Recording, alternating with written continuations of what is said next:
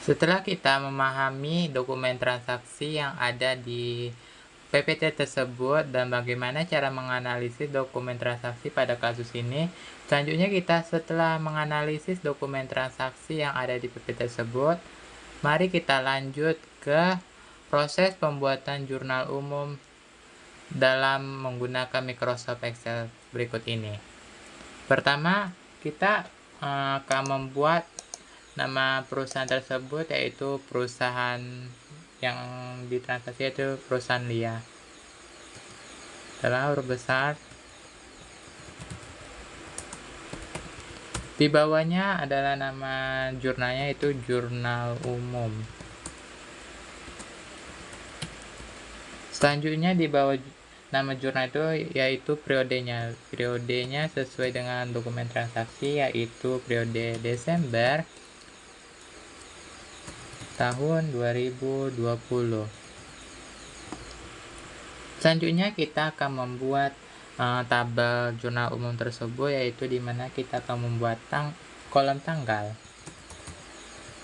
Kita skip 2 kolom untuk tanggal. Selanjutnya itu keterangan. Selanjutnya ref. Selanjutnya kolom debit. Dan terakhir kolom kredit. Nah, kita tinggal kasih garis kolomnya ya. Dimana kolom tanggal ini kita ada 2 kolom. Kita merge and change. Nah, kita yang ini perusahaan dia, kita merge and center. Jurnal umum juga, periodenya juga kita boldkan. Untuk ini boldkan rata kiri dan rata kanan. Oke, kita lebarkan kolomnya. Ref juga, debit juga, ini juga kita blok. Kita menggunakan accounting. Kita kecilkan, kita lebarkan kolom keterangan. Nah, di kolom tanggal pertama ini kita membuat bulan dan tahunnya, mana bulannya itu Desember, kita singkat Des, yang tahunnya itu 2020. Selanjutnya kita memasuki transaksi pertama. Kita rata kiri rata tengah. Oke. Selanjutnya itu pada tanggal 1, dimana jurnalnya itu adalah kas. Mengapa kas? Kas akan bertambah di dalam debit karena dia uang masuk sebesar 40 juta rupiah. Selanjutnya untuk kolom kreditnya yaitu modal Nyonya Lia. Dimana ngapa kita modal Nyonya Lia di dalam kredit? Karena modalnya itu akan bertambah di sebelah kredit karena pemilik menambah hak milik perusahaan tersebut sebesar 40 juta rupiah. Maka balance. Sorry, kita lebarkan kolomnya. Oke. Transaksi 2 ya, itu pada tanggal 3 Desember, dimana untuk nama akunnya adalah kas. Mengapa pakai akun kas?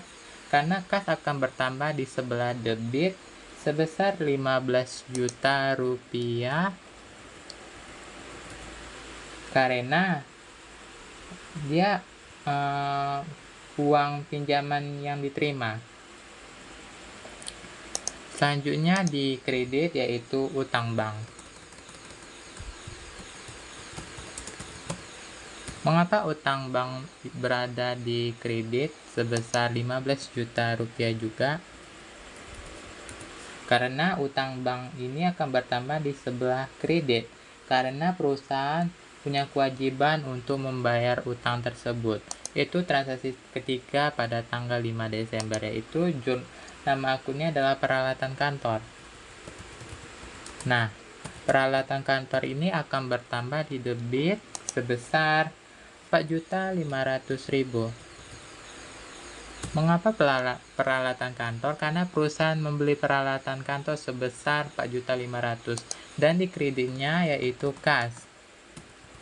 Mengapa di kreditnya itu kas sebesar 4.500.000?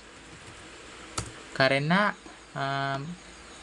perusahaan membeli peralatan kantor secara tunai dari uang perusahaan tersebut, karena kas akan berkurang di sebelah kredit. Itu transaksi keempat pada tanggal 6 Desember, yaitu akunnya adalah Prev, Nyonya Lia.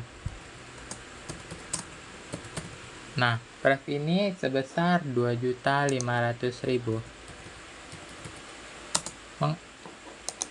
Mengapa Prev? Karena Prev ini akan bertambah di sebelah debit karena perusahaan mengambil untuk keperluan pribadinya. Nah, sementara di kreditnya itu kas. Mengapa kas? Karena kas akan berkurang di sebelah kredit karena Prevnya itu uangnya itu diambil dari perusahaan tersebut karena akan mengurangi kas tersebut sebesar 2.500.000. Selanjutnya transaksi kelima yaitu pada tanggal 7 Desember, yaitu akunnya adalah beban gaji. Nah, beban gaji ini akan bertambah di sebelah debit sebesar 100.000. Mengapa 100.000? Karena perusahaan membayar gaji karyawan secara tunai dari uang perusahaan tersebut. Nah, untuk kreditnya itu kas. Kas akan berkurang di sebelah kredit karena perusahaan membayar gaji untuk karyawannya dari uang perusahaan tersebut karena akan mengurangi kas tersebut sebesar 100.000. Oke. Transaksi terakhir yaitu transaksi ke-6 pada tanggal 8.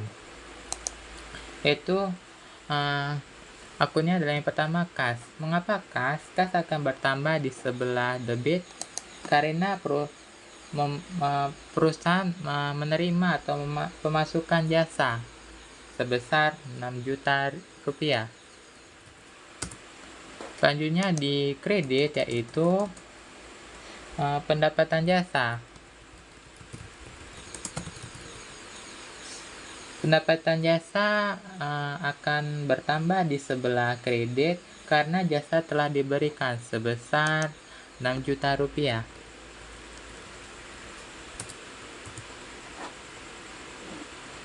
Dimana kita akan membuat kolom jumlahnya. Kita buat tambah dulu garis kolomnya. Nah, kita merge and change. Oke, kita boldkan jumlah ini.